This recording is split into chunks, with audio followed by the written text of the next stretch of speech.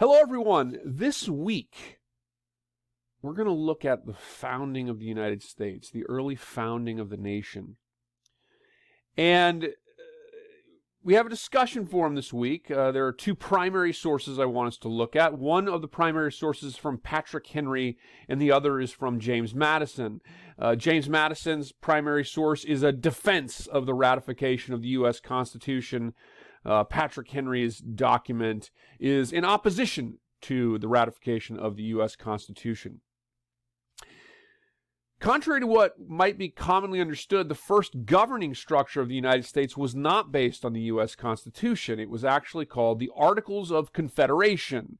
When the American Revolution ended, the Treaty of Paris signed in 1783, the United States had created a loose sort of government that was maybe more idealistically in line with the ideas of John Locke, of Thomas Paine, and the ideas of a republic at the outset of the American Revolution. It was a limited government. The federal government in the Articles of Confederation had virtually no power. There was no executive branch. There was no Supreme Court. The federal government had no ability to demand taxation on the states. It had no power above the states, effectively. It had very, very limited power, limited authority. Well, this presented problems in the 1780s. The country, the United States in the 1780s was really a weak nation, and there were a number of events and economic issues that suggested that the country might fall apart. One of the most remembered of these was called Shays' Rebellion, which was an uprising of small Revolutionary War veteran farmers in Massachusetts. And Shays' Rebellion in the late 1780s so shocked some of the political leadership in the United States at the time that it led to individuals like Alexander Hamilton, the future Treasury Secretary of George Washington and a highly influential figure in the creation of the U.S. Constitution, to call a constitutional convention to effectively rework the grounding and the foundation of the governing structure of the United States. And so we're going to talk about this week, and the nature of the U.S. Constitution, the nature of this new sort of federal government and how it was designed to work, and how the various states came to a compromise whereby this document could be ratified and become part of or the basis for the government of the United States, which is the same basic governing structure that governs the United States today.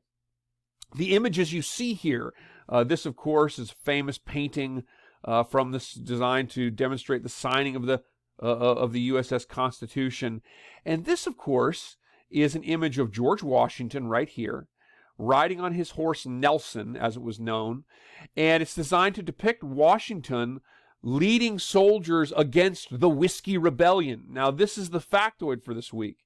And of course, we have one chapter that we're reading this week on the founding of the nation, and we have a graded discussion forum this week, but that's the only sort of graded work this week.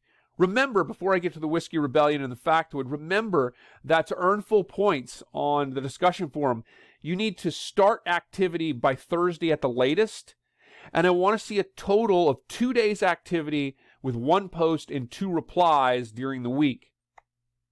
So if you started on Thursday and then you went in and replied to classmates on Friday, Thursday and Friday, as long as your posts and replies were substantial and were engaging the assigned material, you would get full points. After the ratification, and the ratification of the U.S. Constitution was a pretty controversial thing in some places. As I mentioned, Patrick Henry and James Madison. James Madison wrote the American Bill of Rights. And the writing of the Bill of Rights was effectively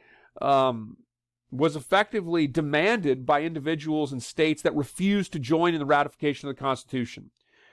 Because they feared an overreach of government power. They feared that trampling on the rights of individuals and the states. And so the Bill of Rights itself represents the sort of compromises involved in the ratification of the U.S. Constitution.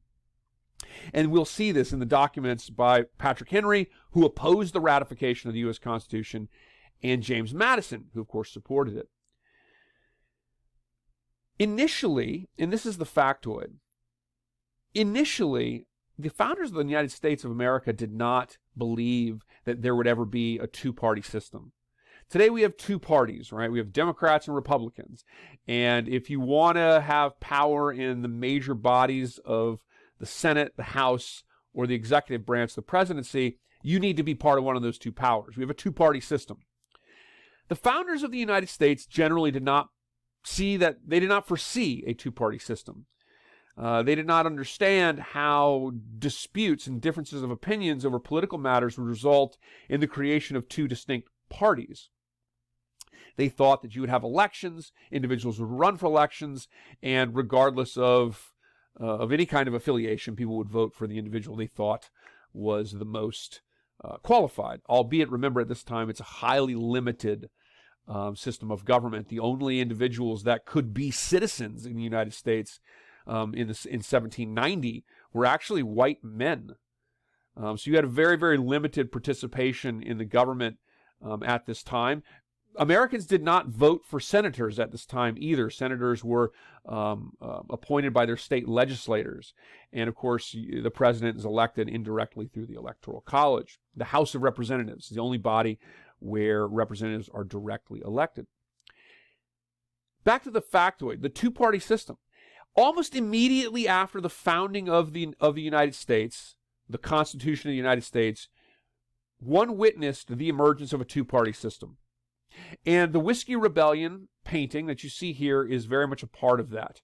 George Washington, the famous leader of the American Revolution, the first president of the United States, the only unanimously selected president of the United States, George Washington was a Federalist. His Treasury Secretary is Alexander Hamilton, and George Washington believed that effectively, more or less, that federal power was superior over the lesser power of states. When George Washington was president, there were a number of policies that were taken, and these policies served to create the divide between, at the time, the Democratic Republicans led by Thomas Jefferson and the Federalists. The Federalists believing in a stronger sort of federal government, and the Jeffersonian Democratic Republicans believing in a smaller sort of states' rights-driven sort of organization of the states and the federal government. There were a number of issues. A treaty, the Jay Treaty with Great Britain, was a factor in the creation of the two-party system. This was a treaty signed by the George Washington administration that very much angered individuals in the Thomas Jefferson camp. The U.S. Bank was something that Alexander Hamilton proposed in favor of as part of the George Washington administration that was deeply opposed by the Jeffersonian Democratic Republicans as they came to be known. Even a standing army, which was proposed by Alexander Hamilton, was opposed by the sort of small government entities of the Democratic Republicans, the Jeffersonian Democratic Republicans, who believed that or feared that a standing army could be the next step to a large standing army that could behave in the manner that the Redcoats had during the American Revolution. Another factor, and this is all in the early 1790s, in the creation of a two-party system, and this is the factoid. Maybe I'll give us 2 points this week because I'm going a little long. George Washington here, depicted riding his horse Nelson in the Whiskey Rebellion against the so-called Paxton Boys of western Pennsylvania. What happened in this situation? The federal government needed to raise taxes. Under the U.S. Constitution, the Congress possessed the power of the purse. It could demand taxes on the states, which in the Articles of Confederation was not the case. Well, money needed to be raised, and the Washington administration and Congress decided the way to raise that money was by drawing a tax on whiskey, an excise tax on whiskey. Well, in western Pennsylvania, it was a widespread commonality to distill whiskey. It was much easier to distill and transport and sell whiskey than it was to grow large amounts of crops, which required a much greater sort of effort to ship to sale. And so in the western, more far-flung western regions of places like Pennsylvania and Virginia, distilling of whiskey was commonplace. And now the Washington administration was saying, those individuals making that whiskey must pay a tax on that whiskey. And of course, this brought up many of the feelings of the American Revolution. In Western Pennsylvania, individuals led by a group known as the Paxton Boys refused to pay the tax. They said, we won't pay this tax on whiskey. It's a violation of their rights to sort of profit and to their business enterprise in the distilling of whiskey. As a result of that, George Washington said, you will pay the tax. This is a federal power and a right of the federal government endowed by the U.S. Constitution. And Washington, the only president to ever actually lead forces technically, potentially into battle, mounted his horse Nelson.